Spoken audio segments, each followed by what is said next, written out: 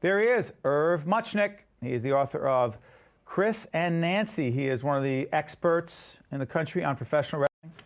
A sport, I don't know, it's not even a sport. I don't know what the hell it is. I've been an aficionado of professional wrestling since I was a little boy. My father used to take me to see Bruno Sammartino in Madison Square Garden, Andre the Giant, all the greats, George the Animal Steele, who's actually a very bright guy. Yep. Right?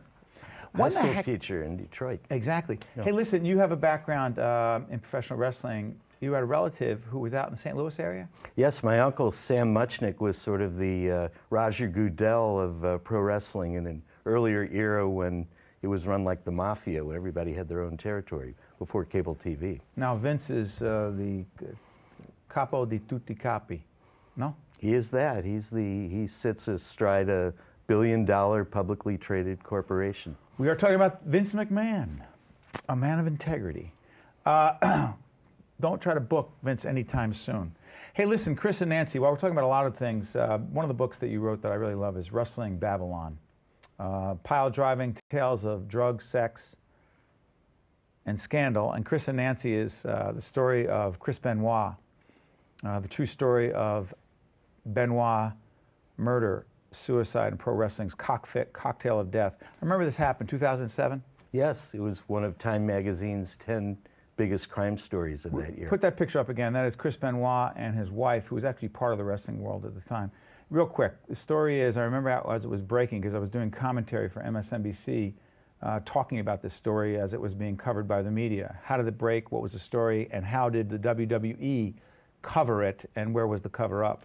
Well, first of all, no dispute about the facts. I mean, Chris was a highly regarded wrestler, very professional, always showed up on time, and probably the best bell-to-bell in-ring performer of his generation.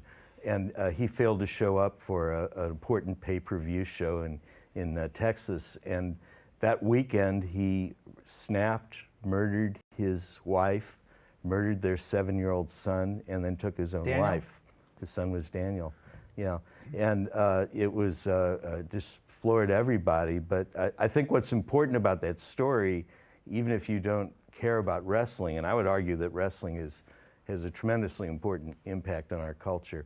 But even if you're not a wrestling fan or don't care about wrestling, it became very important because it's a window on what I think is the most important story in sports today, which is the concussion crisis in contact sports. And we're learning so much more about it, partly as a result of the Benoit case. He was the first wrestler diagnosed with chronic traumatic encephalopathy after his death. So the WWE, you argue in the book that they knew something, but they had a big event coming up. And on their website initially, they don't talk about it as a murder-suicide. They actually hold a tribute to Chris Benoit, for several hours. And the wrestlers go in the ring and talk about what an incredible guy he was and a colleague. But you argue that some folks at the WWE had good reason to believe that this was a murder-suicide. Yeah, there's no question they put out 2 different timelines on their websites, but it's pretty clear that they knew on Monday afternoon that they were dealing with something other than what they were communicating to their wrestlers and to their fans that night in Corpus Christi, Texas. Did the show have to go on, Irv? Well, I mean, that's a tough call. I'm not a television producer. No, or what I mean programmer. is, did the show have to go on? I don't mean that in the literal sense. If the show had to go on, there had to be a narrative. There had to be a storyline. Right. And if the show was to go on, they couldn't say, hey, listen, we have good reason to believe that our colleague, Chris Benoit, just killed his wife, his little 7-year-old boy, and then killed himself. Right. It's not a good story. And I agree with the way you're putting it. And the reason they did it the way they were doing it is that they didn't want people talking about the tremendous, amounts of drugs in his system, the things that led him to do that. They wanted the story when it came out to be somebody who went postal for some unexplained reason. How many wrestlers or people connected to wrestling before the age of 40, 50 had died at that point? Chris and Nancy Benoit were the 9th and 10th of 21 wrestlers or wrestling personalities who died before the age 50 in that year alone, which was the peak year. Depending on how you slice and dice the numbers, scores, hundreds of young performers Where are we have now, died Irv? young. How many now? Hundreds, not all associated directly with the WWE, not all part of the WWE at the time they died, but certainly we have this unbelievable pandemic of drug abuse and head injuries that are causing people to drop dead in their 20s, 30s, So and 40s. here's the dilemma that I have. I don't want to be a total hypocrite. I'm a hypocrite on a lot of things. But it was just announced that WrestleMania is coming to New Jersey, right? They're going to bring a lot of money into the state. It's a big deal. Coming to the Meadowlands, right, guys? That's correct. Vince McMahon was here. Woody Johnson was there. The governor was there. And I quickly, our kids, we have 7 and 9-year-old boys, I was like, I got to make sure I get tickets. Am I a total hypocrite knowing that so many wrestlers have died before their time, that steroids, a part of the WWE, that there are so many pieces of this that are not in the spirit of sportsmanship and doing it the right way? I'm a hypocrite. Yeah. Well, I'm unpopular with the fan base, and not only in wrestling, but in pro football and in other activities, when talking about the fact that we have to start taking accountability at the fan and sponsor level for what I think is becoming a national health problem.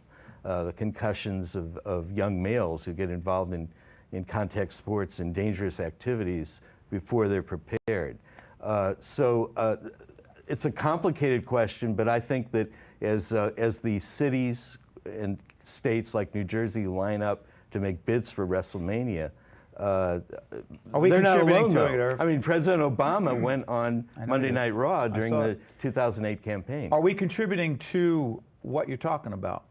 I think we all have a piece of this, and we all have to take ownership of what is the price of our uninterrupted junk entertainment, and is it too much, and should we be pulling this back? Not that we're not wrestling fans, but do we need it at this over-the-top level?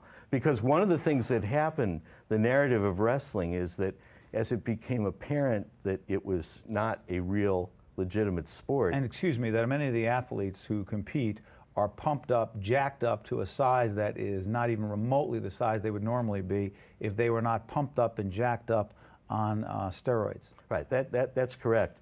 But I think the really interesting story about wrestling is that as it became deregulated and people acknowledged that it was fake, you would think that it would become a safer environment, but exactly the opposite happened. The ante was upped on hardcore violence, chair shots to the head, ladders, weapons, thumbtacks, you name it. And so I think, although the argument that wrestling shouldn't have been regulated, which, by the way, Rick Santorum, the presidential candidate, was a lobbyist for on behalf of the WWE in the Right. in the 1980s. I don't hear him talk in about that in Pittsburgh. the presidential campaign, but go ahead. Yeah, as we acknowledge that wrestling shouldn't have been regulated, it's quite the way that boxing is. It still needed some kind of control, some kind of break on these activities of performers and promoters. You know, I knew this was going to happen on this show because I'm going to want to talk to you after we get off the air and roll a little bit more tape. What's the biggest message you want us to take away from the book and your work? Well, the biggest message I want to take away is that it is the window on the pro football concussion crisis. The $10 billion a year NFL is operating like the tobacco industry right now. And that's going to play out over the next decade and be the biggest story in sports. Irv, you're a great writer. Thank you very much. I've loved reading your work. Irv Muchnick is the author of Chris and Nancy, and he's the author of great books. Check out his stuff, and we're going to keep the cameras rolling right after this. I want to thank you for coming all the way in to do this from California. Thank you, Steve. Really appreciate it. Good stuff. Yep.